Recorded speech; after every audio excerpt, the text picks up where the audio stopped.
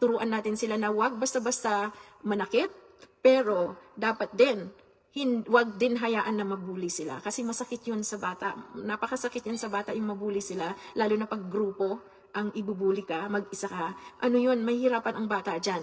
And so kailangan nilang, alam mo yung kung sa driving, meron tayong pinag-aralan na defensive driving, meron tayo din dapat ano din natin, turuan ang ating mga anak na huwag hayaan na kung basta na lang silang ibubuli. Ayan. So, saan ba nanggagaling yan? Dapat mayroon silang panangga sa kanilang kaisipan na huwag silang basta-bastang sasaktan ng iba. Huwag nilang hahayaan sasaktan ng iba yung sarili nila. Bakit kamo? Kasi in the long run, pag hindi nila kayang protektuhan ang kanilang sarili nila, in the long run, lalo na sa mga babae, yan, maraming mga abusive relationship, maraming abusive na mga tao kasi nagpapaabuso tayo. So sa mga bata pa lang dapat i-train natin sila. At saka kapag na-train ang ating mga anak, secured sila sa mga magulang nila, I'm sure lalabas sila secure din. Walang sino mang pwedeng manakit sa ilang magandang hapon.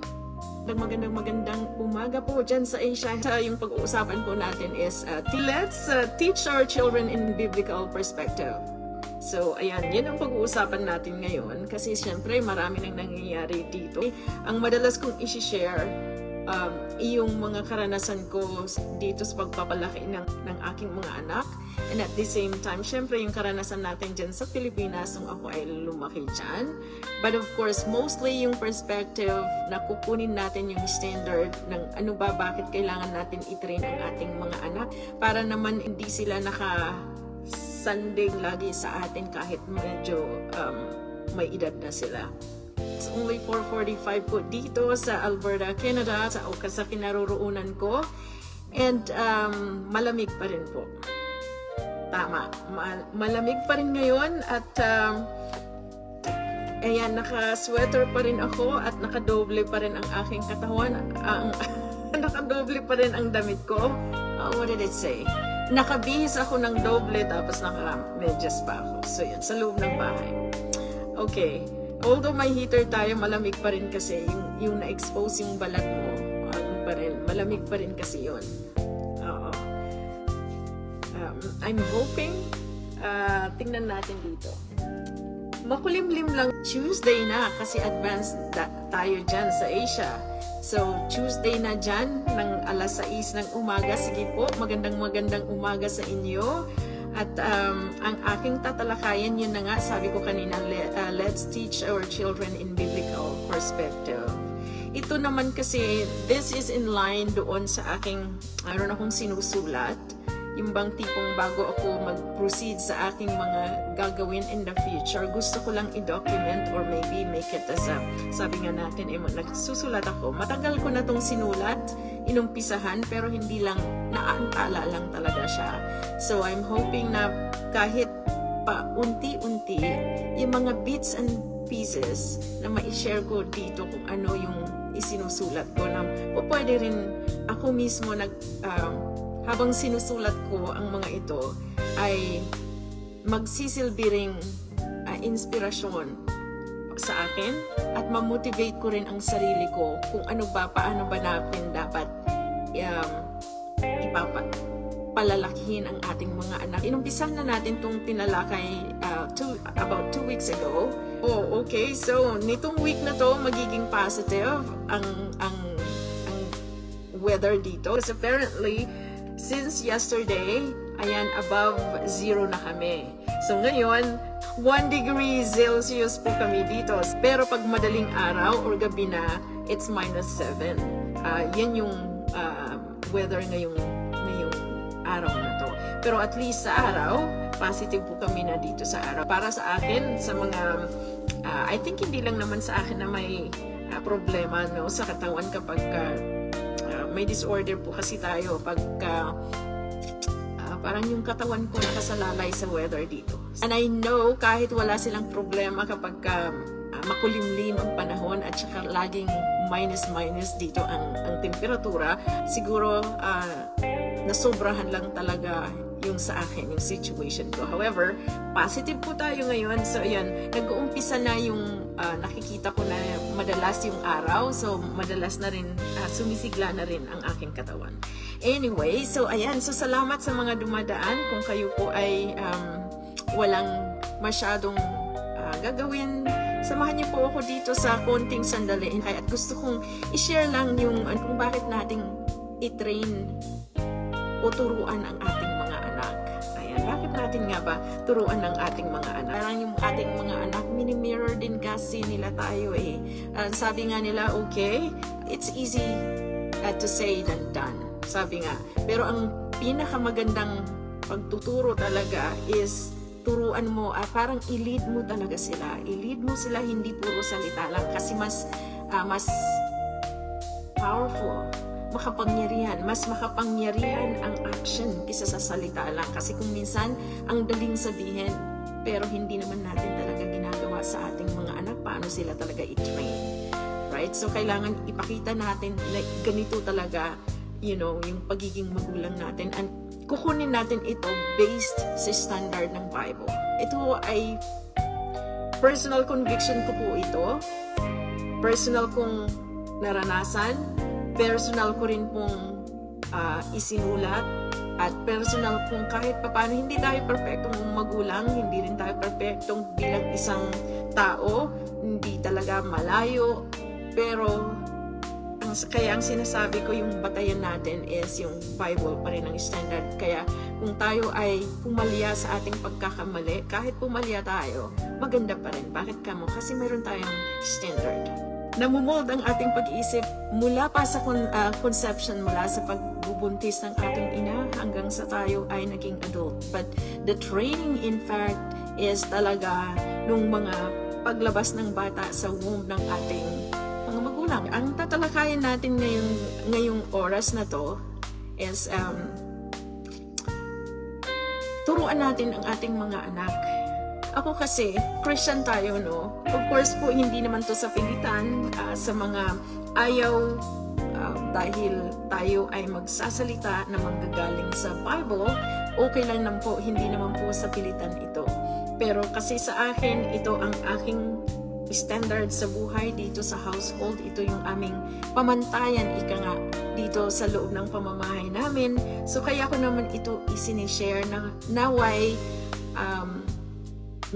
marating ito hanggang sa inyong mga puso. Hindi lang maririnig natin, kung hindi sana makarating hanggang sa inyong puso at kaisipan ang ating isi-share dito.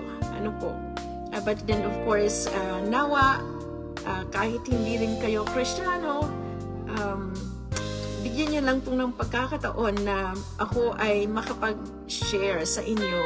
Maraming rebellious na nangyayari kahit sa atin mismo, sa ating sarili mismo. Kaya kailangan natin i-combat yun. Minsan, dahil sa sarili nating mga kaisipan, kung sometimes, hindi natin alam na, or marami rin sa atin dito na kahit mga adult na, we don't know what is wrong and what is right.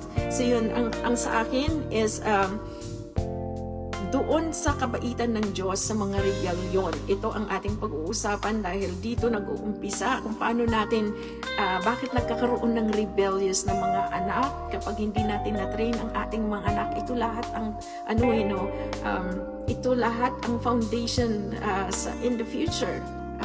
Bakit parating may hidwaan sa school pa lang, bullying, pag high school ang daming nangyayari, sa university sobrang tagisan, and then pag hindi natin talaga siya na-mold habang sila ay bata pa, tingnan nyo na lang po yung mga digmaan na nangyayari sa ating mga bansa. Marami ng bansa, maraming mga tao ang nagsasuffer dahil sa pakikipagdigmaan. So saan ba nanggagaling yun? So yun, kung marami sa ating mga anak ang namumold natin sa tamang landas, I think dito pa lang sa bahay, sa eskwelahan, sa universities, o kung saan man ang ating naruroon ng ating mga anak, doon pa lang kaya ng kontrolin ng ating mga anak at kaisipan para hindi magkaroon ng sobrang digmaan. Para kasing kahit tayo mayroon tayong war na tinatawag sa loob natin, pinaglalabanan natin ang sarili natin na huwag pumatol sa mga taong hindi kaaya-aya kasi tayo rin mismo talaga, it's so easy para mapanakit. It's so easy para mag-give in lalo na pagka ikaw ay pinoprovoke. Di po ba? Napakadali na pumatol. Nag-umpisa ito sa Bible. Gusto ko lang i-share sa inyo. Ano po? Although, it's a command, in fact. Dito sa Psalm 78, verse 7, ang sabi na dito, that they may set their hope in God and not forget the works of God, but keep His commandments. Ang sabi niya dito, God's kindness to rebellious Israel. Nako, give ear, O my people, to my law. Incline your ears to the words of my mouth. I will open my mouth in a parable. I will utter dark sayings of old, which we have heard and known, and our fathers have told us. We will not hide them from their children, telling to the generation to come the praises of the Lord, and His strength and His wonderful works that He has done. For He has established a testimony in Jacob and appointed a law in Israel, which He commanded our fathers, that they should make them known to their children, that the generation to come might know them, the children who would be born, that they may arise and declare them to their children, that they may set their hope in God and not forget the works of God, but keep His commandments. And if you look at it, it's really a command talaga na kailangan ipasa natin kung anong natututunan natin. But ito yung natutunan na dapat yung tama, no, na tinuro sa atin ng mga ancestors, na ituro din natin, ipasa din natin ang mga natututunan natin sa ating mga anak. Di po ba? I'm focusing on the belief of a Christian mother on how we take good care of our own children. Di po ba? So, I'm gonna focus on that. So, kung kayo ba, pag kayo, sa una pa lang na pagka alam mo na buntis ka, ano ka agad ang inisip mo? Sa maniwala kayo at sa hindi, kung ako sa sarili ko, no, hindi dahil na ang asawa ko hindi niya kayang alagaan ng anak ko, no, it's not.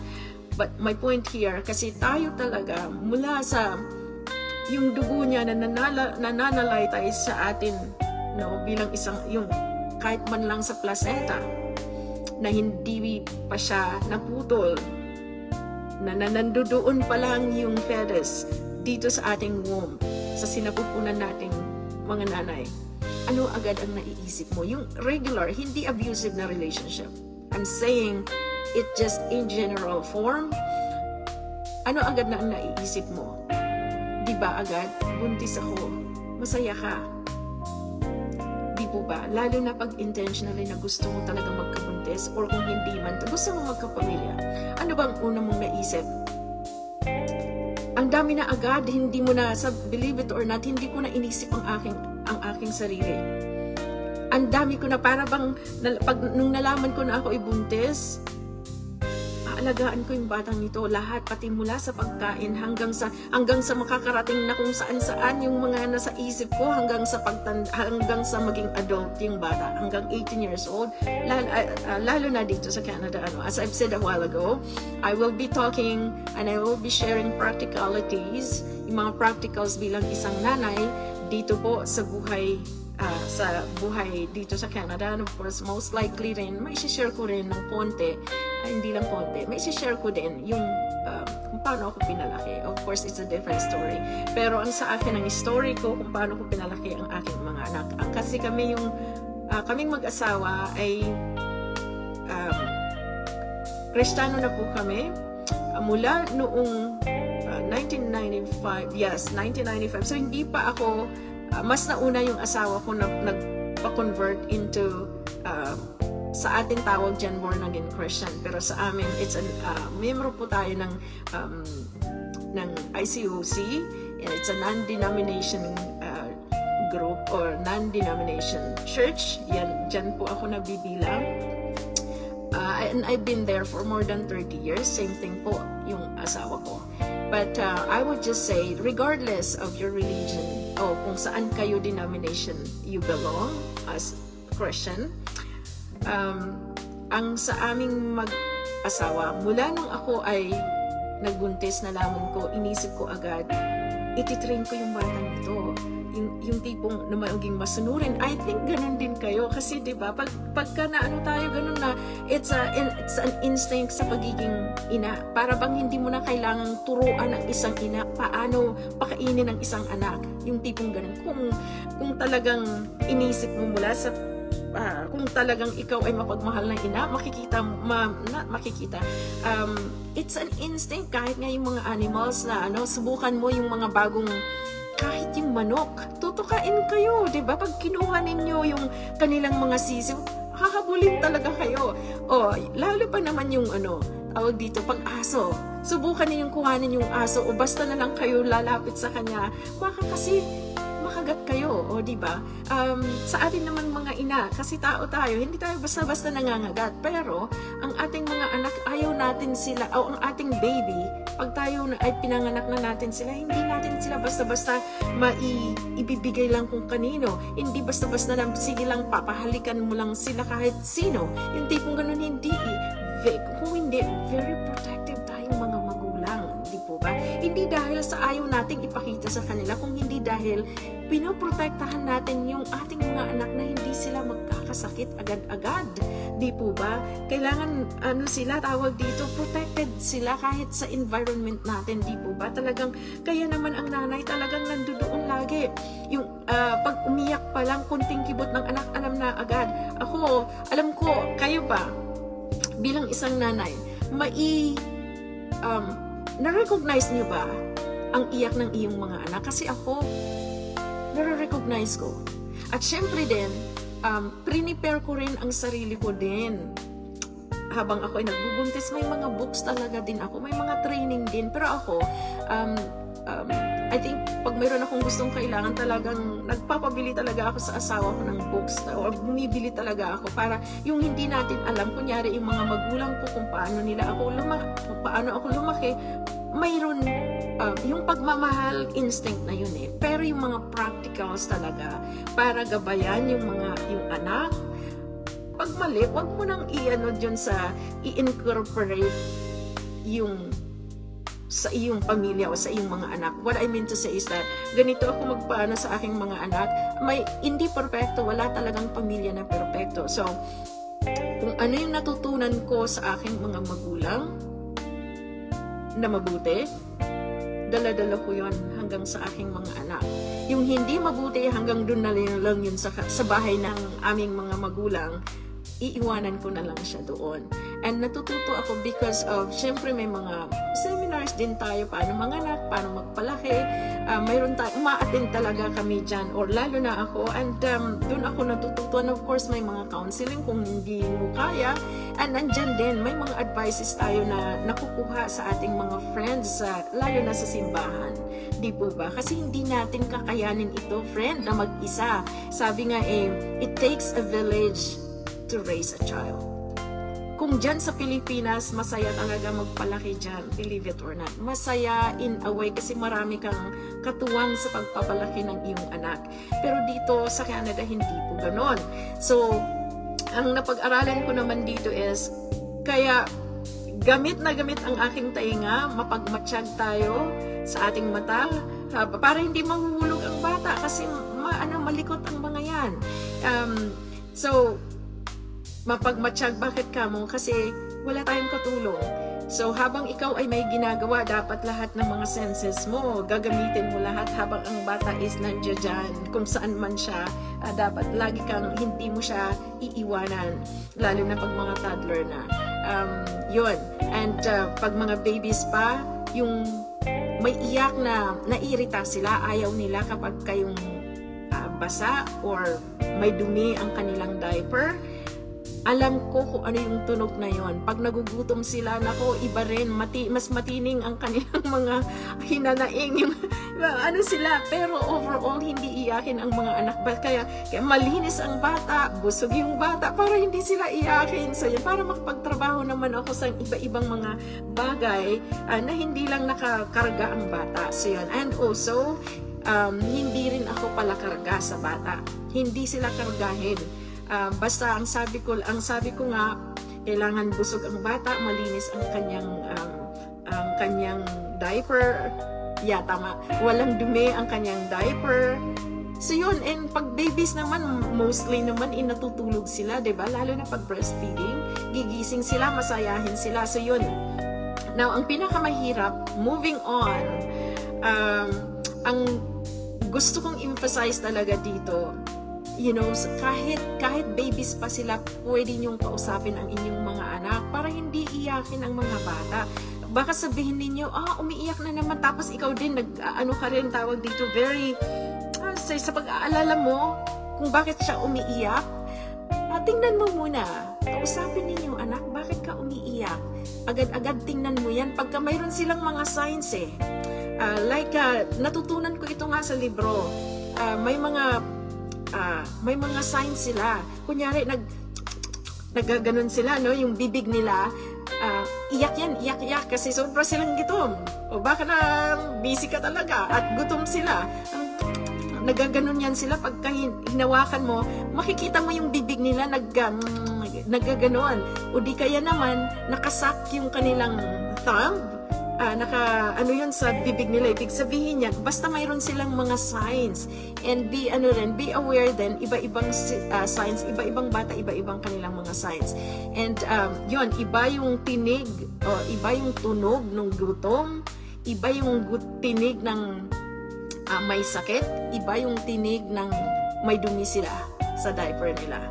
So yun, at iba rin yung tinig, yung nairita sila sa environment dahil sobrang ingay, sumisipa-sipa ang mga yan, tapos basta iba yung kanilang tunog, nakikita ko yan. So I just say, okay, magsialis kayo dyan. Pero usually naman dito, ang asawa ko lang maingay dati yung nagpapatugtog ng kanyang favorite music. So kaya akong sinasabi dyan, okay, ang baby madalas gusto lang nilang matulog at kunting ano mo yan, magigising sila. So ayaw nila ng maingay. Yes, ayaw nila ng maingay. So yan, music po. Mga sa ating mga friends dyan, napaparelax ang bata pag may music. At habang pinapadudo ang bata, either breastfeeding kayo or sa bote, either way, ninyo yung music, calming music. Patugtog nyo yung music para may stimulate ang kanyang brain, ma-relax siya. At sabi sa research, pag ang bata ay na-train sa music na hindi magulong music, kasi natuturiti dyan ang bata, yung very relaxing na music, na i-stimulate ang kaniyang brain at naging matalino ang bata. And of course, lalo na pagka i-provide natin yung kanilang mga needs. So sa baby pa lang talaga, kailangan na talaga yun. Pag naglalaro din sila, lalo na mga toddlers, elementary, yan, i-train. Huwag niyong sabihin na bata pa yan or babies yan, hindi nila alam. Yun, kausapin ninyo. Subukan ninyo laging kausapin ang inyong mga anak dahil doon pa lang nakikinig sila kahit baby. Yung mga anak ko, sasabihin ko, bakit ka umiiyak, anak? Tapos maghintay ka ng sign. Ako, madalas kong sinasabi, so, okay, sandali lang. Kasi magsasabi na, pagka nandyan na, o di kaya naman, iiyak yan dahil na-miss ka lang, ayaw nila ng, kunyari, nagpababysit ka. Siyempre, iba yung amoy, iba yung naririnig niya, iba yung ng nanay. So, iiyak siya. Iiyak talaga siya. So, pagka nandyan na, kunyari, ayaw niya yung nag-aalaga sa kanya at hindi niya kilala. Pag narinig ka niya, tumitigil siya. O anak, bakit ka naman umiiyak? Titigil na siya. Cuddle mo lang. Okay, anak, ito kunyari, ito yung daddy mo, hindi mo kailangan umiyak. Hanggang sa maging komportable ang nag-aalaga. Kunyari, ito si yaya mo, ito si lola, ganun. Kasi iiyak talaga siya. Pero dapat ipapakilala mo sa kanya na ito yung lola mo, anak, aalis muna ako, may mag-groceries ako kasi wala na tayong pagkain. So, dito ka lang ha, babalik agad ako. Yung mga tipong ganun, hindi man siya magre-respond, iiyak yan talaga sa una, pero sa pangalawa, pangatlo, masasanay din siya sa boses na nag-aalaga sa kanya. So kailangan i-communicate din sa kanya. Now, kapag ka mga bata, mga toddlers na, yun, mas lalong dami niyan. Ang dami niyan sasabihin, mine, hindi mag-share, kausapin.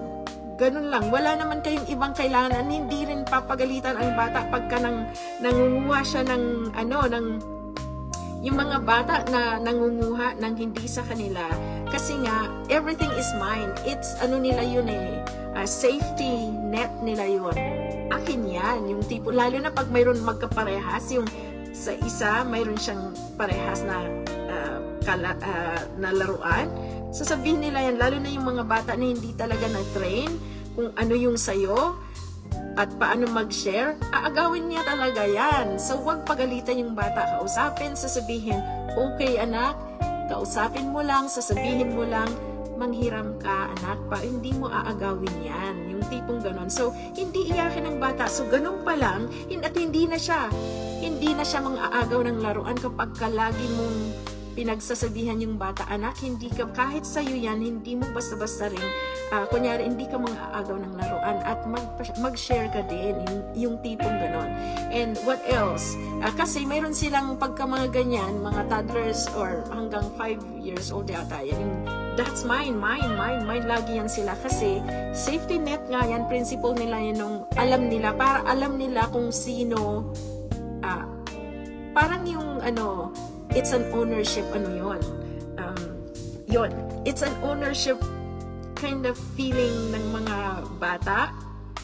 Kaya very protective sila sa kanilang mga laruan, sa kanilang, nagsiselo sila sa kanilang nanay or sa kanilang tatay. That's my dad. So aayawan nila, ipapaalis nila kung kunyari mayroong bata na lumapit sa bata, sa nanay, that's my mom. Ayaw nila, sila lang maghahag. So para maiwasan yon, i-train natin sila kasi it's a matter of socializing din. So, hindi mo maiwasan na maghahag ka rin ng ibang bata. So yun. So, i-train natin yung mga bata, ang mga anak natin sa ganun. Okay, ang oras is 5:26 na. Okay, next, pagka mga teenagers or elementary naman, madalas ito na yung bullying dyan. Mga bullying, lalo na kapag mabantot yung bata. So talaga, it's very important. So yun nga, bata pa lang, dapat yung hygiene ng lalo na pag, hindi lang naman lalaki, no? Pati sa mga, lalo na sa mga batang babae, yung nangangamoy yung bata, dito to, hindi sa Pilipinas. Because as I've said, aangkinin ko na kung paano ko pinapalaki ang aking mga anak. So, turuan ang mga bata ng mga simpleng thank you, please, kasi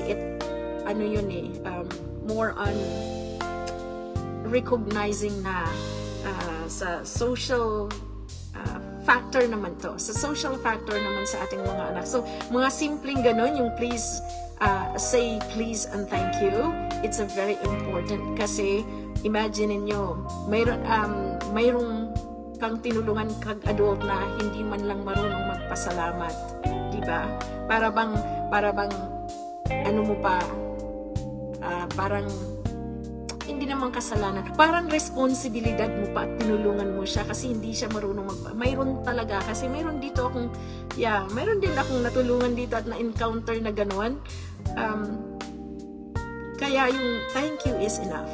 Right? Pag tinulungan ka, thank you is enough. Hindi mo kailangan mag-repay back sa tumulong sa'yo, pero really, the real thing is, it's a give and take. I give you something, just say thank you. Thank you is enough.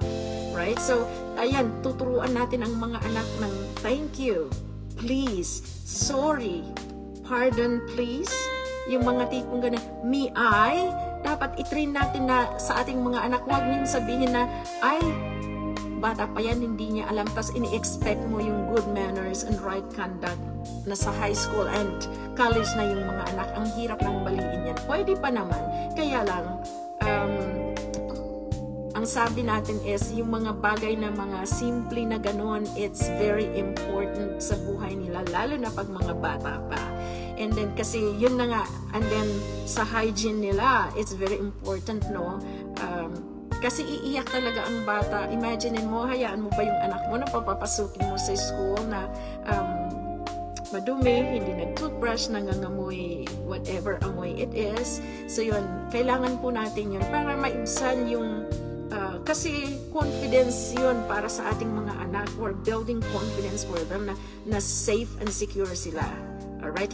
At wala pa po ito dito, wala ito sa sa katayuan ng buhay kung mahirap o mayaman, kasi pwede ka namang malinis kahit mahirap, di po ba? At hindi naman kailangan maging bago lagi at branded ang inyong isusuot sa inyong mga anak. Hindi, kasi hindi naman talaga kailangan doon. Ang kailangan talaga, well, fantastic kung na-provide yan, mga branded or magaganda, that's great. Wala namang mali doon eh. Kung kaya mo naman, why not? But ang kailangan kasi lang sa mga bata is malinis, yung hindi nangangamoy yung bata, yung malinis, yung presentable yung bata, lalo na pag nag-aaral na sila sa elementary, para maibsan natin yung mga bullying. Tapos ang target kasi madalas sa bullying is yung hygiene nila, yung pagtututbrush, yung yung ngipin nila, yung hindi basta, at as hindi sila nangangamoy, yun. And then of course, nakalimutan natin, ano pa lang yun, nasa outward look pa lang yun, nakalimutan natin na kahit papano, tayong mga magulang din, turuan natin in advance ang ating mga anak ko. Madalas nabubuli ang ating mga anak dahil minsan mahina sa socialization. Mahina sila doon, hindi marunong makisama, ika nga. And number 2, yung hygiene nila. Yun, minsan pag medyo nangangamoy, matinding yan sa mga, lalo na sa mga bata, ang bilis pa man din yan. Pag sinabihan sila, oh, ito si ang ibubuka rito, as in, boo, yung, syempre mahihiya dyan ang bata, o sino bang may responsibilidad dyan, di ba, tayong mga magulang. Nakalimutan natin ang kaisipan ng ating mga anak. Turuan natin sila na wag basta-basta manakit, pero dapat din, wag din hayaan na mabuli sila, kasi masakit yun sa bata. Napakasakit yan sa bata yung mabuli sila, lalo na pag grupo ang ibubuli ka, mag-isa ka, mahihirapan ang bata dyan. And so kailangan nilang, alam mo yung kung sa driving, meron tayong pinag-aralan na defensive driving, meron tayo din dapat din natin, turuan ng ating mga anak na wag hayaan na kung basta na lang silang ibubuli. Ayan. So, saan ba nanggagaling yan? Dapat mayroon silang panangga sa kanilang kaisipan na wag silang basta-bastang sasaktan ng iba. Wag nilang hahayaan sasaktan ng iba yung sarili nila. Bakit kamo? Kasi in the long run, pag hindi nila kayang protektuhan ang kanilang sarili nila, in the long run, lalo na sa mga babae, yan, maraming mga abusive relationship, maraming abusive na mga tao kasi nagpapaabuso tayo. So sa mga bata pa lang, dapat i-train natin sila. At saka kapag na-train ang ating mga anak at secured sila sa mga magulang nila, I'm sure lalabas sila secure din. Walang sino mang pwedeng manakit sa kanila kasi kaya nilang protektahan ang sarili nila. So yun, it's more on, yun nga, sabi ko, defensive driving, parang ganon, para hindi ka makapabangga at hindi ka rin mababangga, yung tipong ganon. So dapat ganon din, turuan natin ang ating mga anak doon. Ito ang pinakamahirap na pag ikaw ay nasa teenager life na. Mahirap yan. Walang magulang yata dito na nagpalaki na hindi nagka-problema sa mga, at least isa sa kanilang mga anak. Although ang sa amin naman, hindi naman ganun katinding problema, pero sakit, problema pa rin. Masakit sa puso, masakit. It's just like, you could say it here, parang pain in the butt. Ayan. And then, lalo pa dito, privilege ang mga bata dito. I would say privilege, para bang wag mong gagalawin ng iyong anak, hindi mo pwedeng mapalo, hindi mo pwedeng anuhin, yung tipong ganun. Tapos tatakutin ka pa ng anak, yung mas mahirap yun. Edi, kung sa akin naman, alam mo, sa totoo lang, sa kakulitan minsan, yung medyo impatient din ako. Yun na nga sabi ko, hindi ako perpektong magulang, but I would just say, sinikap kong magpabuti ang aking mga anak ng mga bata pa yan, okay silang parehas. Pero may pagkakataon nung naging teenager, ayan, dumarating na sa point na teenager, hindi mo alam kung saan nanggagaling yung mga words na lumalabas sa bibig nila, yung actions na ginagawa nila sa labas, hindi mo alam, at syempre dadalhin nila yung dito sa bahay at mai-impatient ka talaga. Ititest talaga kung hanggang saan, sukdulan kung hanggang saan yung pasensya mo. Minsan, pagkasukdulan ka na pinupush ang button mo, sukdulan na mawala ang pasensya mo, ang hirap i-hold on to that, na alam mo sa sarili mo, saan ba ito nanggagaling, lupalop ng daigdig itong anak ko? Yung na siya mismo nagtiterrorize sa'yo, yung tipong ganun. So masakit yon. So yun, I would just say, hindi ko yata naranasang magmahal ng conditional love, ng totoong pagmamahal.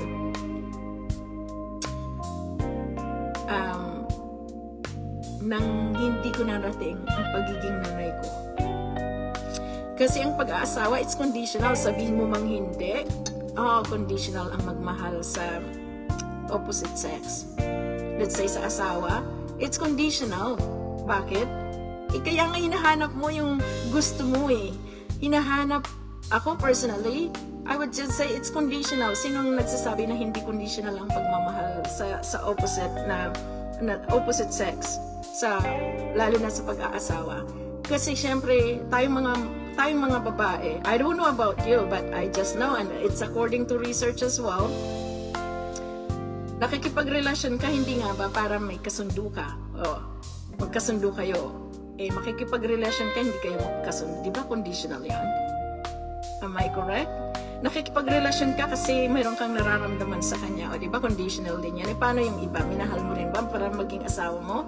No, it's not. It's conditional. Lahat, when it comes to relationship, it's conditional. Pero hindi. Pagdating na, pag may anak ka, bata pa yan, wala kang choice kung hindi mahalin mo yung anak na yan. Kasi anak mo yan. Pwede niyang sabihin sa'yo, kanino ba ako nanggaling? Di ba anak mo ko? O, di ba? Ikaw pa ngayon ang masama. O, kanino ba ako nanggaling? Anak mo ako eh. Yung ganon. So, wala kang choice kundi mahalin mo siya. Ituwid mo. Pati rin ikaw na magulang o nanay, itutuwid mo rin yung mga mali mo kung mayroong mga mali. Wala ka talagang choice na magpakumbaba. So, I would just say, this is nothing to do with kung sino yung tama at sino yung mali. Alam mo kung bakit? Wala tayo sa korte eh. Pagmamahal, it's relasyon ang pinag-uusapan natin, lalo na pag anak at magulang, at ang anak mo ay mga bata pa, as in talagang hindi pa alam what is wrong and what is right.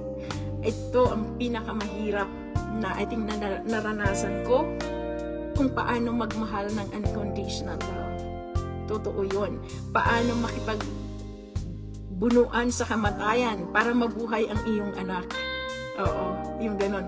Hindi ko yan naranasan nung hindi pa ako naging nanay. So yun, dito ko talaga naranasan yung paano ko mahalin yung hindi ka mahal-mahal. yung tipong to the point, yun na nga, they're gonna push your button to the limit talaga. Yung talagang ipoprovoke ka, hindi lang ito provoke na para awayin ka or something.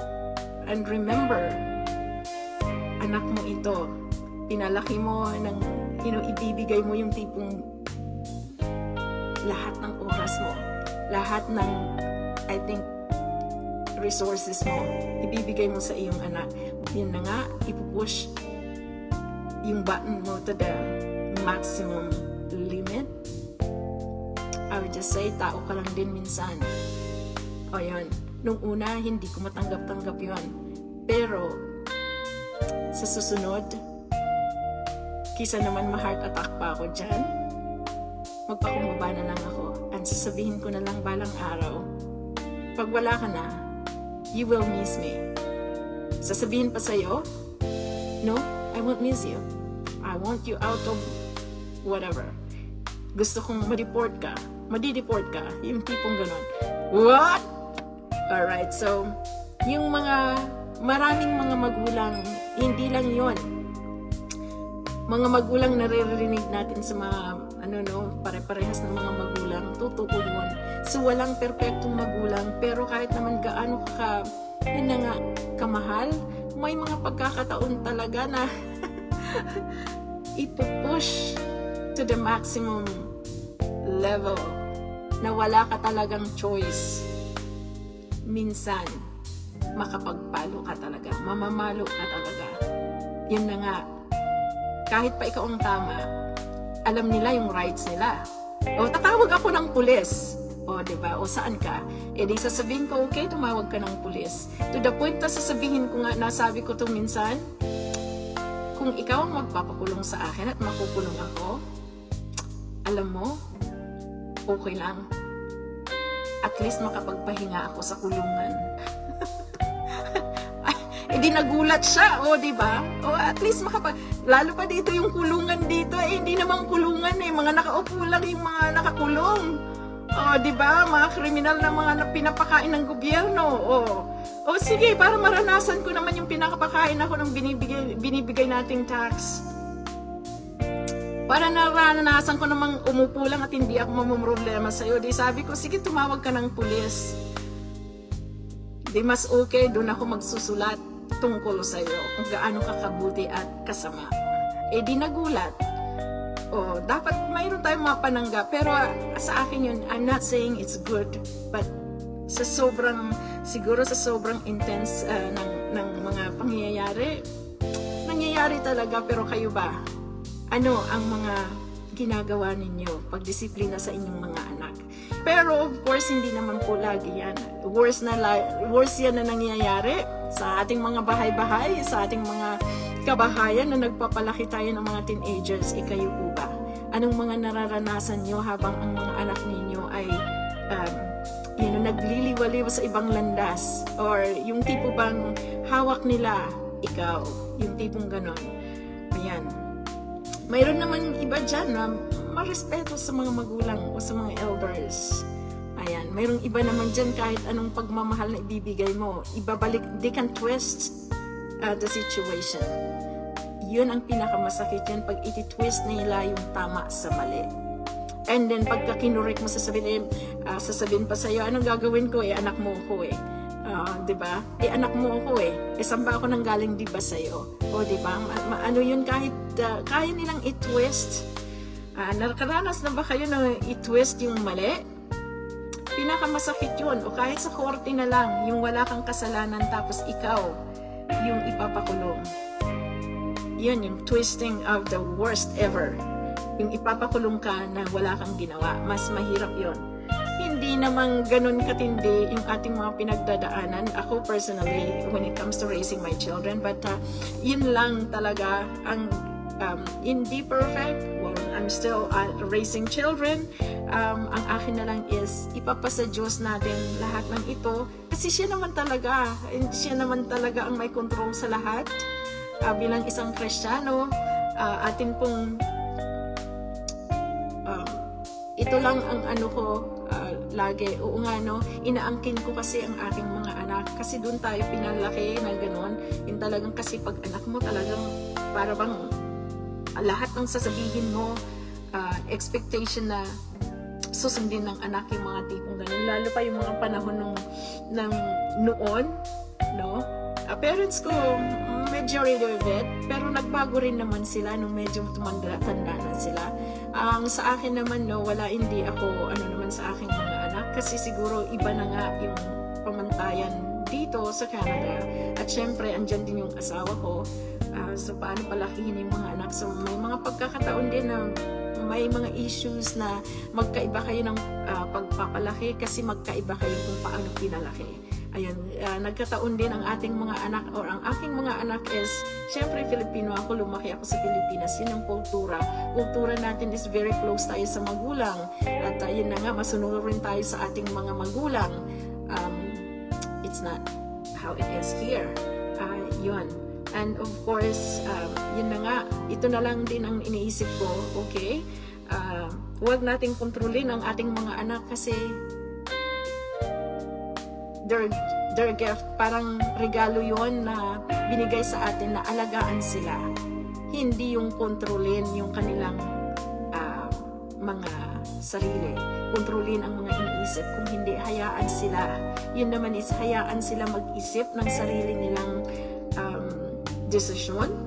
At kung kailangan nila, lalo na adult ng aking mga anak, 18 and 20, kung kailangan nila ng aming advice, then they can come to us, lalo na yung bunso, very yan sa advice. May focus po dito, sinishare ko lang yung paano ko pakialaman ng buhay ng aking mga anak habang mga babies pa. Siyempre, pakialaman natin talaga sila. Alright, the term, hindi naman tama pakialaman, pero yeah, kailangan natin, nandoon tayo, sabihin, I would say pakialaman, yun na yung ibang ano na yun, ibang level naman yun. Pero kapag mga bata pa, under 18 years old ang aking mga anak, talagang responsable tayo dyan. Mahirap magdisiplina pag adult na yung bata kasi ako personally, pagdating ng mga bata ng 18 years old sila, pero kahit 15 na, lalo na yung panganay, matigas na ang ulo. Why is it say matigas ang ulo? Negative and positive. Okay? Mas okay kasi yung mayroon din negative. Bakit? Kasi mayroon silang ding standard, yung tipong hayaan mo akong mag-decision para sa sarili ko, yung tipong ganon. So, 15 years old, o kahit 8 years old pa lang, nung sinabi ng panganay namin, na, kasi madalas yan, hinahag ko sila, kinikis ko sila, bago sila pumunta mismo pumasok sa mga rooms nila, pero sasabihin niya sa akin, Mami, hindi mo, wag mo na akong yakapin, wag mo akong i-kiss, ayoko niyan. Ganon, kasi hindi niya nakikita sa mga classmates nila, kung hindi. Kami kasi, nag-hug talaga ako, kinikis ko sila dati. But then again, ang panganay kong sabi niya, hindi daw kasi wala nang nagkikiss sa kanila, sa mga classmates niya, kasi sa public school sila before. Pero nung nandoon na sa chartered school, nilipat kasi namin sila, okay lang sa kanila. Pero pagka doon na lang sa sasakyan or malayo, wag mo lang silang ihahag na wala namang dahilan para mag-say goodbye. No, goodbye lang. Kasi tapos na yung goodbye sa sasakyan, yung tipong ganon. And very vocal, lalo na yung panganay ko when it comes to decision making, very vocal siya. So ako naman o kaming mag-aasawa, respeto natin yun kahit bata pa sila. Respeto natin yun. Mayroon silang mga sinasabi na hindi kaaya-aya, pero ang mabuti naman pag nakakausap ng daddy nila, ito ang maganda kapag dalawa kayong nagpalaki mismo sa mga anak. Kasi yung hindi ko nagawa ng asawa ko. Yung hindi nagawa ng asawa ko, nagagawa ko. So, yun, nasusubaybayan namin ang paglaki ng aming mga anak. So, what about you? Kayo po ba? Siguro ako din, grateful lang din ako kasi I get a chance na nagtrabaho ako dito sa loob ng bahay regardless. Kung kumita ako o hindi, okay pa rin. Kasi at least ang main goal ko na magstay at magtrabaho sa loob ng bahay is para mamonitor ko or masubaybayan ko ang paglaki ng aming mga anak. Kasi ang asawa ko lagi yan nag-out of town para sa work. Sa totoo lang, mas nahirapan akong physically, let's just put it this way, physically, nung mga bata pa, pagod na pagod ako bilang isang nanay dahil wala nga ako katulong, tapos madalas wala rito ang asawa ko. So ako lang talaga siya. Siyempre, hindi lang naman nag-aalaga ka ng bata. Mayroon kang career, tapos mayroon kang tawag dito, tapos may bahay, kailangan linisan ng bahay, magluluto, pakakainin sila, babaunin sila. So, sobrang pagod physically. Nung medyo malaki-laki na sila, mga junior high na sila, hindi mo na sila pakikialaman physically kasi alam na nila, na-train na sila paano yung hygiene nila, yung pagkain nila, alam na nila yung routine. Pero the thing is, sa labas, yung peer factor, yung mga friends, kung sino yung napili nilang maging kaibigan nila. Yun ang mahirap, lalo na babae yung sa amin. Sabi dito ng mga friends ko, mas mahirap daw magpalaki ng babae kaysa sa lalaki. Ang lalaki nga naman kasi, sila unang-una, mas mura magpalaki ng isang lalaki. Bakit? Kasi hindi na nila kailangang mag-makeup. Yung bang tipong bilhan mo sila ng damit, isusuot na nila, tapos na sila. Ang babae may lotion pa yan, kung ano-ano pa yan, lahat. Mayroong mga binubuting-ting sa katawan, ang daming ano. So, not to mention daw, yung mga monthly na mga napkins dyan. So, oo nga naman oo. Pero not dyan yan sa physical pa lang. What about yung emotional? Ang babae kasi very moody, roller coaster yan. Nakaka-relate tayong mga nanay dyan. Sa mga teenagers, dito ko nakita talaga ng magpalaki ng babae, talagang totoo pala talaga mahirap. bakit ka mo? Ay, nako, yun na nga, ipupush ka talaga to the maximum limit. Para sa akin kasi, hindi ko naman ginawa yun sa magulang ko, pero nga dahil, siguro, yun nga, magkakaiba nga, kahit anak ko yan, or ano, kasi nandito kami sa Canada, wala naman kami sa Pilipinas, at wala kami, no? Anyway, so magkaibang yung situation ko kaysa sa situation ng parents ko. And I'm sure sa inyo dyan magkakaiba din. So, yun. Ang pinakamahirap doon is, I think, yun nga, sabi nila, rebellious teenager. Yun nga yun. Rebellious na teenager. Nung una, ayokong tanggapin yun. Para bang, bakit ka lumaki ng ganyan? Yung tipong marami akong question kahit sa Diyos. Bakit ganito? Ginawa ko naman lahat, yung mga tipong ganun. Kayo ba? Nakapagsabi rin ba kayo niyan? Pero at the end of the day, pag nanahimasmasan din naman ako at nakausap ko yung mga kasamahan naming mga friends, ay may marami pa rin pala. Akala ko, ako lang. So, it's very important talaga na mayroon tayong makakasama na for discussions, no?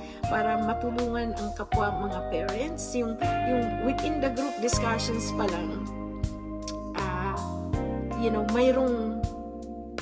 mayroon dyan na mayroon ka talagang matututunan. Yung feeling bang hindi ka nag-iisa, makakatulong talaga yan. So we can be, parang sane, hindi tayo, yung gano'n. Para hindi tayo mababaliw. O, diba? Iisipin mo saan ako nagkamali, yung mga ganun. Akala ko pinalaki ko itong anak kong ganito, yung pala pa rin. Yan na nga yun, wala talagang perfect. Kasi nabubuhay tayo, nandito tayo gumagalaw sa mundong ibabaw na walang perfection. Ang daming struggles sa mundo. Alam, huwag nating kalimutan ng ating mga anak man ay pressure din sila sa labas. No? Pressure din, ang sinasabi ko palang kanina, yung mga problema dito sa loob ng bahay, yung mga issues na pero huwag ka. Ang mga problema ng ating mga anak, una sa lahat, maaring gutom yan sila. Pangalawa, baka binubuli sila sa labas. Pangatlo, lalo pa ito, baka hindi nila maintindihan yung lessons. So, ang dami dito. Yung pressure ng mag-aral dito, lalo na sa university, or huwag na natin banggitin ang university. Grabe dito ang mag-aral din. Grabe ang books na nakapaligid sa kanila. So yun. Kaya nga natututo din naman ako, yun na nga, yung totoong magmahal unconditional. Yung pala talaga ang gawain ng isang nanay, yung unconditional. Na kahit gaano kapraning ang ating mga anak, matututo ka pa rin palang mahalin siya niyo. So yun na nga, turuan natin ang ating mga anak, no? Kasi sa labas, in summary po, sa labas, hindi na nila kailangan i-memorize yan. Marami sila talagang matututunan doon. Ang matutunan nila, ang paano lumaki, paano mag-aral, yun ang mga paano makisalamuha. Yun. So yun ang natutunan nila sa labas. Talaga, tayo dito sa loob ng bahay, dito nila matututunan kung paano talaga sila dapat lumaki, maging confident na bata, secured sila sa pagmamahal natin, hindi natin sila nini-neglect, kung hindi, secure sila na mayroon silang magulang or bahay na masasabi nilang bahay o tahanan, na safe sila dito sa bahay na ito. At doon na po ako magtatapos. Maraming salamat sa inyo. Salamat. Ito po ang inyong host, si Malin Devara Zerkwitz, na nagsasabi po, love immensely, work smartly, and play the hardest. God bless you all. Paalam.